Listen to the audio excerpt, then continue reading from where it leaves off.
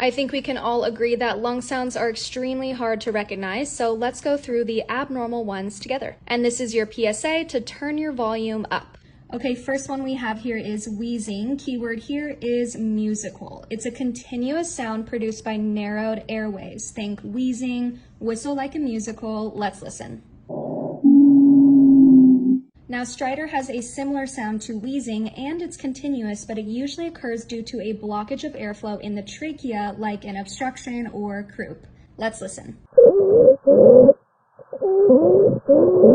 And then we have rhonchi. Think of a rhino. They make low-pitched, deep sounds. This one is also continuous, but it often clears with coughing. Let's listen. Now there are two types of crackles, fine and coarse. These are intermittent and brief sounds. Fine sounds like when you are moving your fingers through your hair, and coarse is like wet bubbling. It almost sounds like popping at a bonfire. Let's listen.